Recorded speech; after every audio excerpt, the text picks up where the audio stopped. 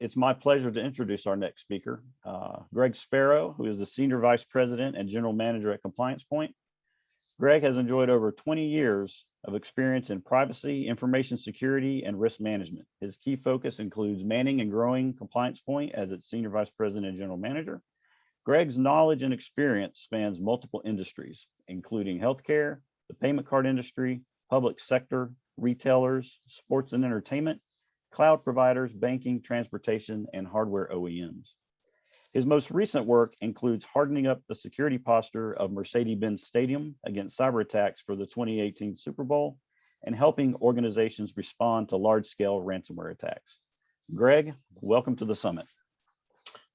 Thanks, David. Appreciate that intro. And John, great presentation there. I think we'll find some similar themes and really what I'm trying to present, do a little bit of a deeper dive into ransomware. And just to kind of pair off of that, a couple of points I would emphasize from his presentation. I mean, I really think that the idea of trust and how you look at trust being created, but also how that's exploited is definitely a point I very much agree with as far as his presentation goes.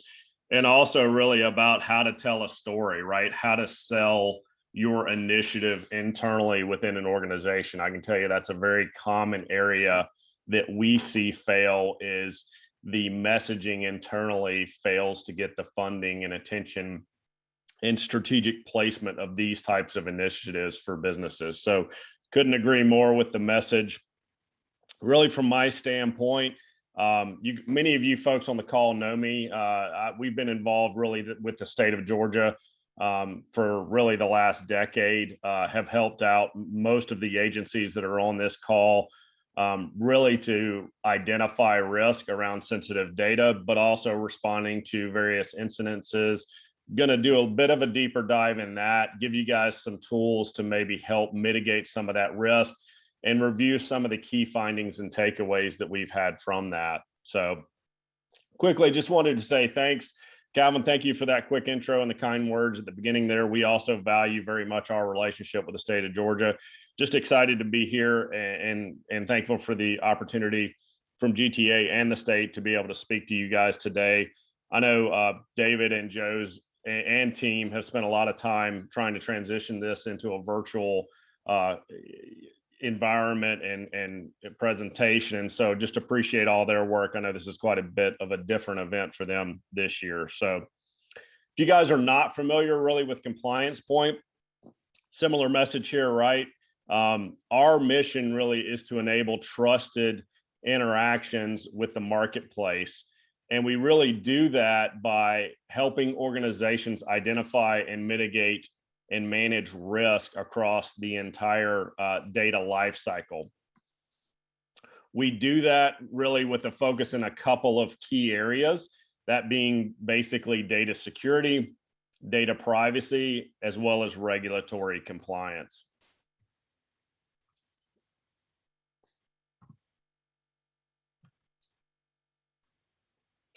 So as far as the agenda today, a couple of things we're going to cover. Really quick definition and understanding of what is ransomware, maybe diving a bit deeper into what we've seen and based on some of these events that we've been involved with, really taking a step back and looking at how we got here and the rise of ransomware, giving you some tools to be able to prepare now for these types of events. And again, looking at some key takeaways based on the incidents we've worked in the recent probably 12 months or so.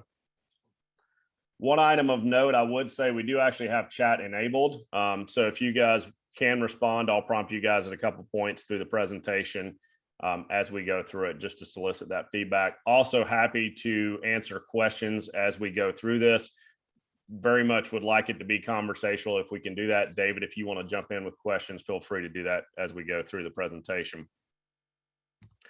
All right, so just a quick stat to start this off, and if you guys want to throw this into chat, that would be great.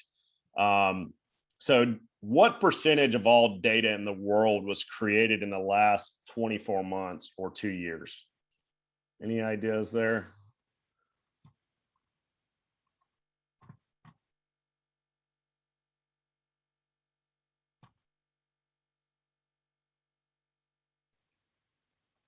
Let's see. we have any responses. I'll give everybody a second here. So it looks, yeah, 80%, 70%. So pretty close there. We got a couple of responses. So the stat that we have is that 90% of the information of all of the information was created in the last 24 months. And that's essentially a floating window. And that's always a statistic that really blows me away when you think about how much information is being created worldwide. I'll tie that in just a minute about how that applies really to what we're going to talk about here today. So really, of course, you know, what is ransomware anyway, right? I think people have a high level understanding of the basic definition of ransomware. Essentially, ransomware is an advanced form of malware that uses cryptography to circumvent both the security controls as well as encrypting your files. And I think in the simplest form, the way to think of this is it is literally the digital manifestation of a traditional ransom. The attacker is essentially taking something of value from the organization. They are locking it up, and then they are wanting you to pay to have it be released, as John has really explained in his presentation as well. I would say in most of the events that we're involved with, we see the initial target or attack vector being email. That's not to say that that's the only way that it can occur, but that is probably the most frequent way that we see it occur. And when we talk about cryptography, there's really two parts to that we mentioned in this definition, that being basically circumventing security controls as well as encrypting the files. And what we've seen with this, and I think part of what you folks need to understand, is the fact that the cryptography that is deployed and utilized in these events is very sophisticated and advanced. In fact, it oftentimes uses many of the same best practices and standards that you see utilized in the financial and banking sectors. So this is not like a script kiddie that's sitting in their basement trying to write a script and do this. This is a very organized and well orchestrated attack against usually a targeted victim that they've spent time doing reconnaissance on. The way cryptography is used to really circumvent some of the security controls is oftentimes the signatures, keys are all unique per attack, meaning that software is recompiled per victim and that unique keys are used so that it prevents the ability for most of your AV or endpoint detection signatures from actually detecting this ransomware as it enters the environment. Oftentimes, one of the first things that we spend time doing is actually working with a vendor, or an AV vendor, to actually develop signatures that can then be used to scan the rest of the environment to quickly identify where this ransomware actually persists within the environment. And of course, the encryption that's used is strong cryptography. It is generally speaking not breakable. There oftentimes are folks that will offer services that will give you the ability, or will talk about the ability to break this encryption. Do not buy into that. Frankly, in our opinion, much of that is snake oil. And in most cases, even if you have something with existing keys, those keys are not valid. We've seen key practices utilized that are similar to the banking industry, where you've got unique keys per attack, or even unique keys per device within that attack. So even if you do break a key, you're limiting what you can actually recover from a data perspective. So really, there's a couple of different forms that you see in ransomware.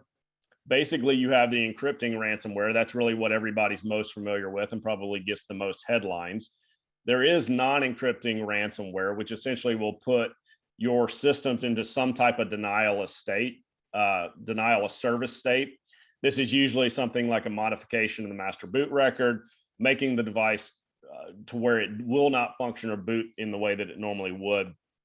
There's leakware as well. So that's something, again, John mentioned in his presentation. So the point is really to push this information out of the organization, really to cause harm or exposure in the sense of what's being put out there. Clear example of that obviously was Apple and their source code that recently happened. And then you're also seeing it in the mobile front. Again, John spoke to that as well. So mobile, I think, is also really one of the areas that we see the most increase. They see that as a common vector into the rest of the enterprise. And of course, the security controls might not be as mature or fully implemented on those devices as they would elsewhere. So what does an attack stage look like, or sequence look like, for a typical ransomware event? I would say it really breaks down into usually 6 or 7 different steps that we see. The first is the initial attack vector, which would most often be an email. This usually is crafted in a way that it is formulated from a trusted, or what they think is a trusted source. So again, going back to John's comments on trust, they usually are trying to exploit or leverage some relationship that you know, or that you think this is coming from, and then use that to really deliver their payload from in the form of email, right? So the user interacts with that, triggers the payload, and then becomes infected. And that actual account is then compromised. What typically happens from an attacker's perspective then is they are looking for some way to escalate the privileges beyond what that user currently has. And there's various different ways to do that. But once they achieve that, ideally, they're trying to go for some level of domain access, a domain administrator level of access. And then at that point, they can move laterally through the environment and begin encrypting the data. The thing that I would call out here for this life cycle that we've seen evolve is, at times in the past, this has taken weeks, sometimes months for this entire life cycle to occur. What has been shocking of late is really the speed and the veracity in which these attackers move through the environment. We've seen attacks now where we're literally talking about this entire cycle playing out in a matter of hours. The one other thing I would also add here is, depending on the form or type of attack, we also do see data exfiltration. So the point is that they oftentimes are exporting or shipping this data out of the environment as well. So I can't emphasize enough the time aspect of these types of attack. I'd say there's a direct correlation between how quickly you identify and respond to an attack and how costly it is to the organization. Those two things are directly and strongly correlated. Just to give you an example, what typically happens once you've been infected and they're actually encrypting information is you will receive some type of notice. This is actually one from Ryuk, some of the more recent ransomware that's been going around as of late. This is the type of message that you would see pop up. Just to read this quickly, if you can't, your business is at serious risk, right? There is a significant hole in your security system of your company. That's good to know. We've easily penetrated your network. You should thank the Lord for being hacked by serious people, not some stupid schoolboys or dangerous punks. How nice of them, right? And then they go on to basically describe how you can essentially really receive a proof of concept, so they can actually show you and demonstrate that they have your data and will actually decrypt it, a sample of it for you. And then, of course, how they can receive payments. This is actually a real email. Please don't send money to that Bitcoin wallet. That is actually a real wallet that's out there in the wild. Other examples of this, right? This is basically a derivative of WannaCry. Oftentimes what attackers will do is also set a time limit around how much time you have to respond to these events, right? So they are trying to force your hand. As David really said, the policy is not to pay. And I think that's the intent of most organizations as they go into this, but there's a lot of factors that come into whether that payment gets made or not. And of course, they're trying to increase the risk of you not making that payment by putting a time element around it and really forcing your hand. So just to take a step back, that's really what ransomware is. I want to talk a little bit about how we got here and give you a little bit of perspective on what's enabling and really driving this in a broader sense. So fundamentally, this really comes down to data. And I think the thing that the perspective you have to have, and to tie kind of back into the original statistic that I gave, is that we are literally having an explosion of data, especially over the last decade, right? We've had a 40-fold increase. The stat that's given is that there are something like 40 zettabytes of information that are stored around the world. If you're not familiar with that measurement, that's basically the equivalent of 1 trillion gigabytes. So quite a bit of information out there. What that really represents for you as an individual user is there's roughly 218 gigabytes of data per internet user in 2020. And just to say that a different way, if you're more familiar with CDs or DVDs, that's basically 50 DVDs worth of information that's potentially out there per user. So there's massive amounts of information that's being digitized that is out there for these attackers to get. To further compound that problem, organizations really face a lot of challenges on multiple fronts. Things are more connected. We've got more connected people, connected applications, and connected things that generate data. Not only that, but the volume and the velocity and variety of those data sets is increasingly complex. So it's very hard for organizations to silo data or to have structured data sets like they've had in the past. So oftentimes organizations may not be aware, one, of the type of information that they have, but even how it's coming in and where it's being stored. Those things are often not well understood organizationally as a whole. The other part of this, and yes, I've actually found a way to work cryptocurrency into this presentation, but I do think it's an important part of the equation here, is the growth and rise in cryptocurrencies. This is just an example of the number of active Bitcoin wallets worldwide. Basically, for the last decade, you can see that is really growing exponentially. This is another chart that basically shows the number of transactions that have occurred over the last decade. And you can see, I'll call out quickly, that those are peaking around 2018. So why is this really important, right? Why do we care about cryptocurrencies? Well, the point is that hacker groups and organized crime love cryptocurrencies, okay? The reason that they love these currencies is that they provide the ability to be anonymous. You can quickly move money around the world. It's very difficult to trace these transactions, and it is a great vehicle for money laundering. Cryptocurrencies often live outside of traditional banking rules and are outside of the rules for traditional law enforcement, or cross multiple jurisdictions that lead to a lot of complexity when you're trying to actually trace these criminals out. So what does all this really mean? Well, there's more data out there than we've ever had available. The ability to monetize that data set and do it anonymously is now easier than ever. And really what we've seen is an explosion of a formalized black market that monetizes this type of data. And it's not just the traditional data that you might think, like credit card information. We hear about those types of breaches all the time, right?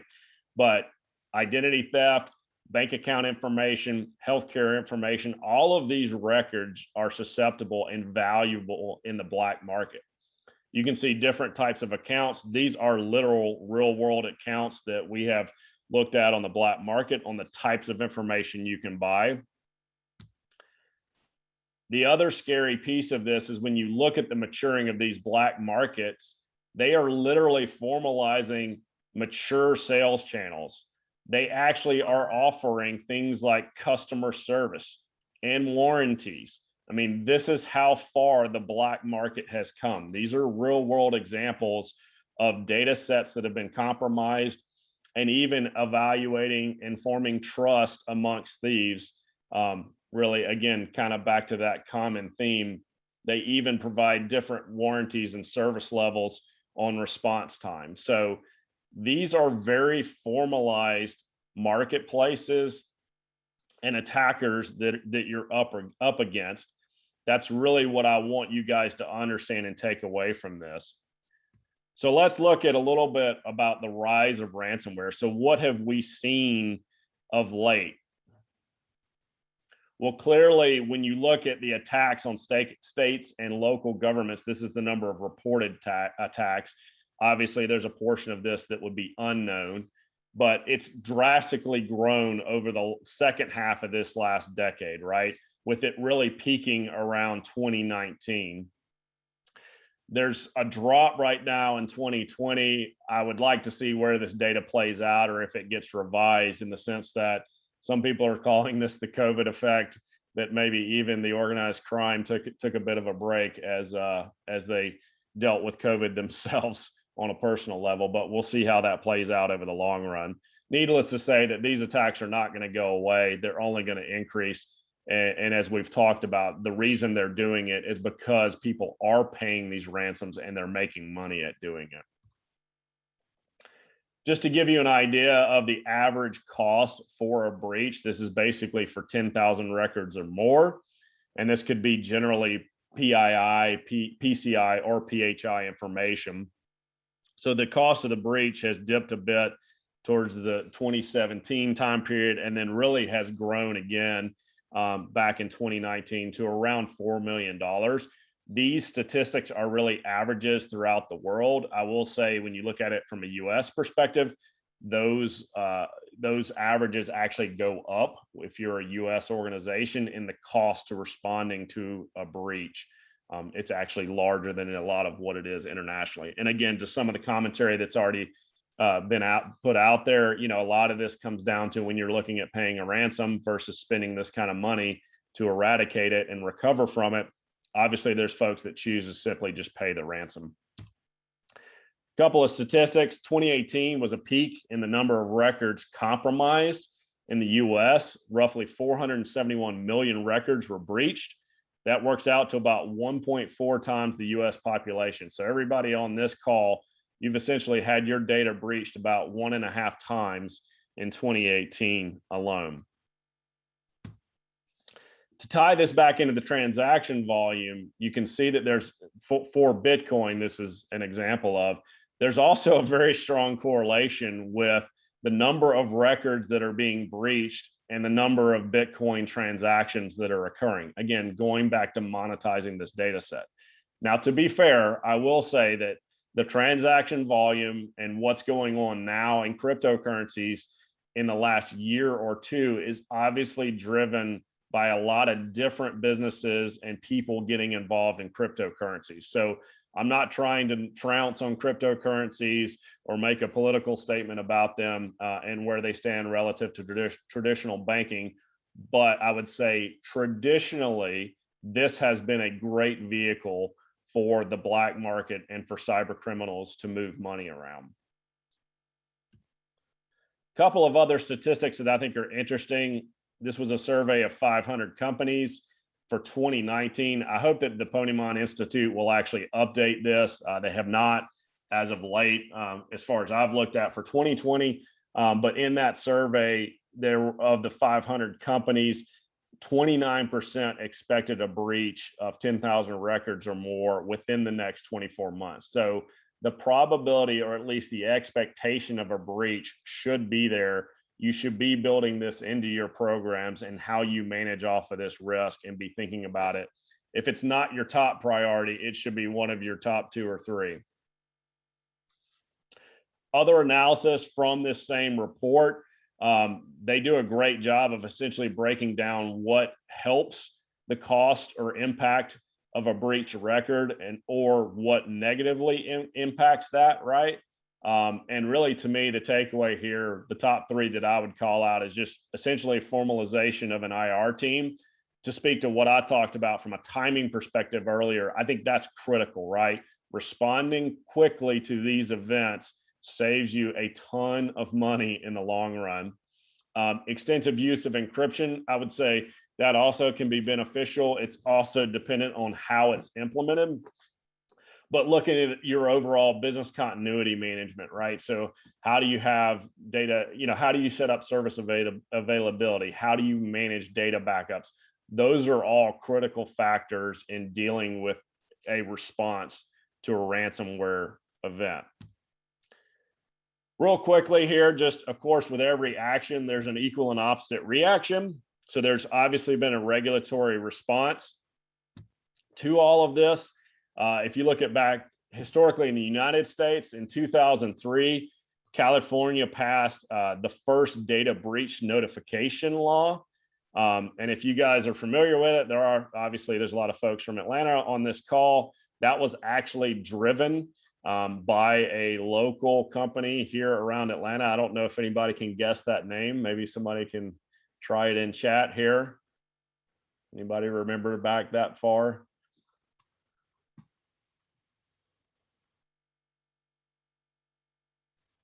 So that was ChoicePoint. That was actually the first really big national breach that made headlines, that really drove that. And then California's reaction was really to implement that law. Fast forward now to 2020, and you've got all 50 states that have breach notification requirements or laws around that. Georgia's law, if you're wondering, was enacted. I guess the first iteration of that was around 2007. I think there might even have been a version before then, and then was last updated, I think, in 2018.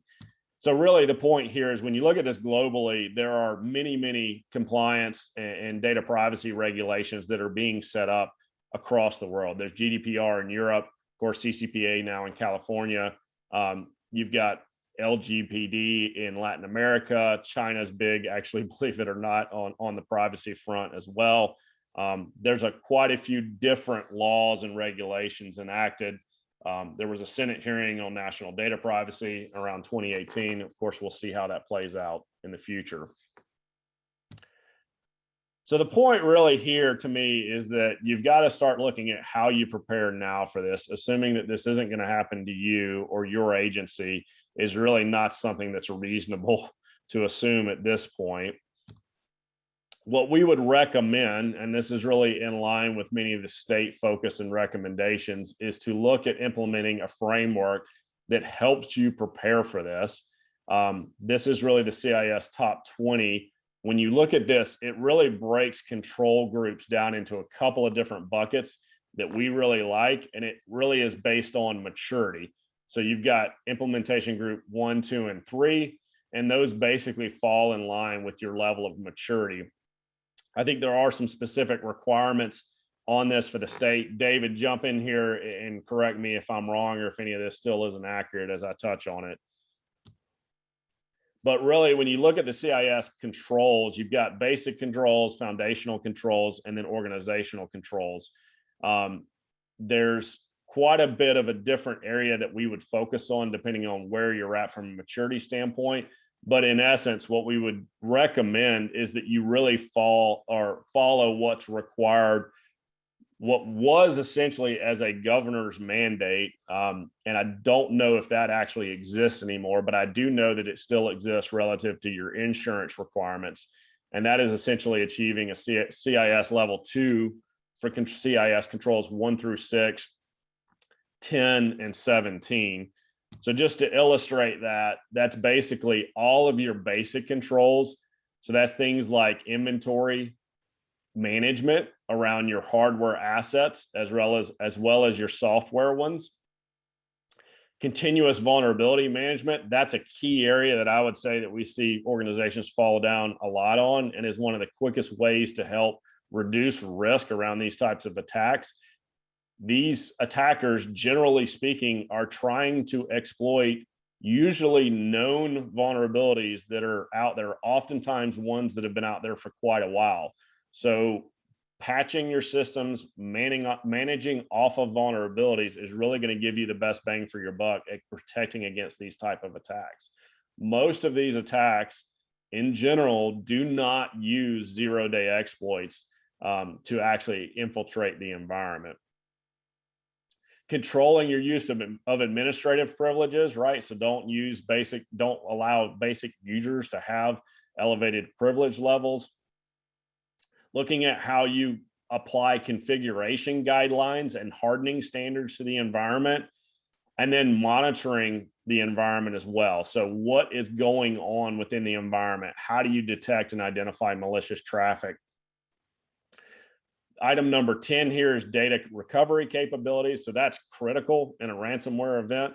In most cases, you have to assume that you will not get the data back that's been encrypted. You need to look at recovering it from backup. That is generally the best option that you have in these types of events.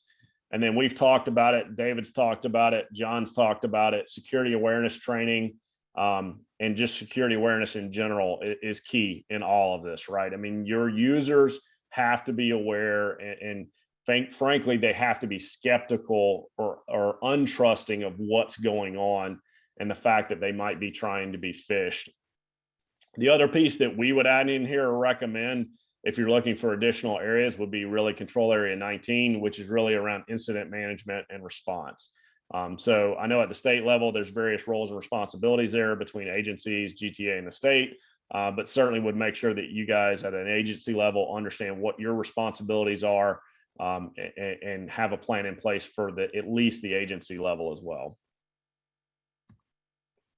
So a couple takeaways. We just wanted to give you guys some ideas and some insights into what we've seen from some specific events that we've worked recently.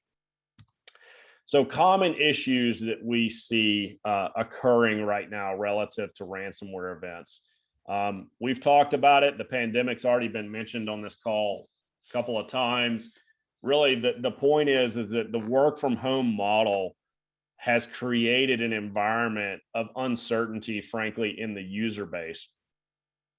Users are not familiar. Much of the migration that's gone on with the pandemic has been onto cloud platforms, and they are not familiar with that type of behavior or how these cloud platforms operate. And that is absolutely an area that is being exploited from these attackers, right? Whether it's phishing emails or other types of events that might be spoofing malicious or spoofing legitimate websites, but that are in fact malicious and are stealing authentication credentials. So it is really a ripe environment for people to be taken advantage of, given all of the changes and new technology that they're being faced with. So I would say be very mindful of that as you guys think about your security awareness training. The reality is, as much as we try and implement email filtering and security controls, we oftentimes find that they still, malicious emails still reach those users, right? So at the end of the day, you've got to look at how do you have your users be trained and aware and be suspicious of those emails that are coming in. I would say we see inconsistent use of multi-factor authentication. That's a great way to help mitigate risk as well, so that even if credentials, user IDs, and passwords are compromised, that is not the entirety of what you need to be able to authenticate to the domain, right? So that there is an additional check or balance there, even if credentials happen to be compromised. So again, just an additional layer of security that really fits into that zero trust model or deep trust model that was talked about earlier.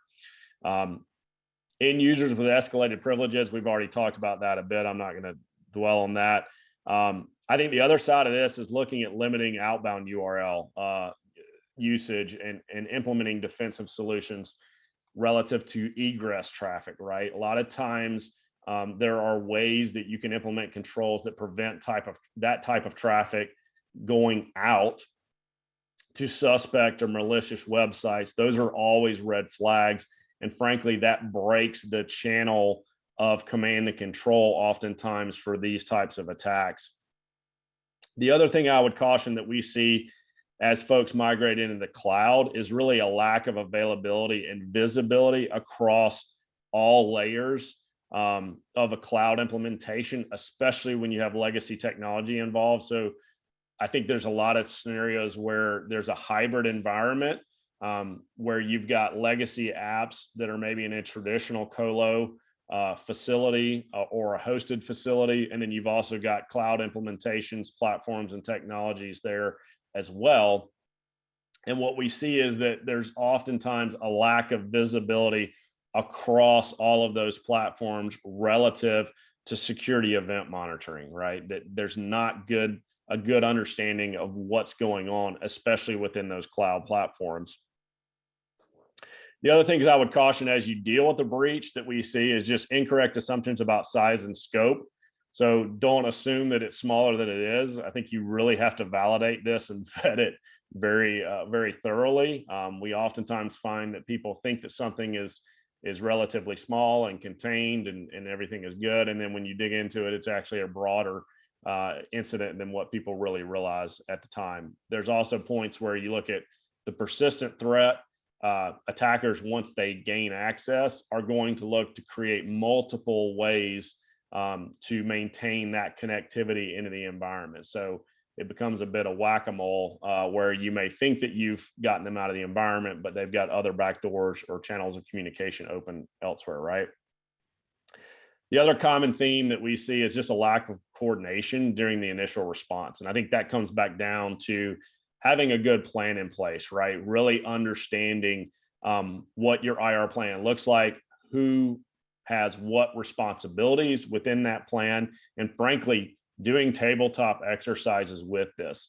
I can tell you from experience, this is not something that you want to be putting in place or trying to find vendors during the middle of an event, right? You really want to have a plan and relationships in place prior to an event and really understand exactly how that's going to play out when you go to exercise that plan.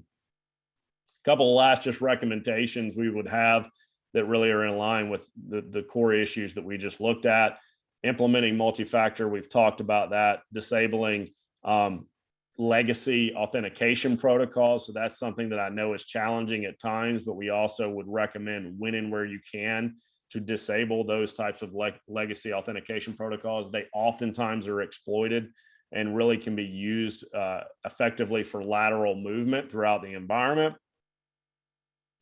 The other thing when you talk about cloud implementations too is, you need to think about how you're extending the scope of your authentication domain. When you think about a traditional environment, you've got a VPN, you log into that, and then you get access to the broader domain. But there's a choke point from a VPN perspective. As we've gone to cloud implementations and integration, and trust between domains, those are really extending out the scope of your authentication domain basically to web applications. So you don't have to have those VPN credentials. You're really opening that up potentially to anybody. So just think about how you're extending that scope as you make these decisions to look at cloud implementations and what other controls you might put in place to mitigate that. We've talked about the cloud application logs. I'm not going to touch on that again. Training of staff, right? I mean, fundamentally, I know it's not sexy, but training, user awareness training, I think is critical in all of this, making sure they have a good context and a suspicious nature or don't trust by default what's going on.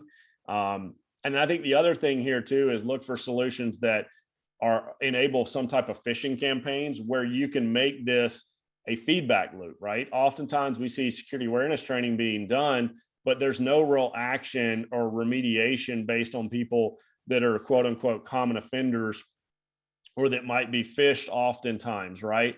Build that into your plan. Look at how you work with somebody who maybe isn't understanding what this means and it is a risk, or even look at it wrapping additional controls around that user that is commonly failing those. That's an area that we see people oftentimes they have that data, but they're not taking advantage of it or using it as a feedback loop really to improve the overall user awareness.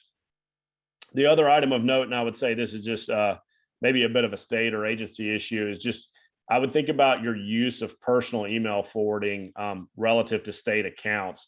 It really makes it difficult to deal with and filter through what is malicious versus non-malicious activity in the event of an incident. And so I would just think through the policies that you guys have and how you want to handle allowing basically personal emails to be used for state business. So at this point, I don't think we've seen any real questions come through in chat, at least not that I've seen. David, I would really flip it back to you and say we certainly are happy. I'm certainly happy to open it up to questions and answer anything that any questions that anybody has. I would also call out, I will be in the follow-up session to this, and if somebody wants to speak at a more deeper level on a specific item, I'm also available for that. Thanks, Greg. I think we could squeeze in one question if someone has it. First to buzz in is the winner for this morning. I'll just sit here and watch the queue for a second.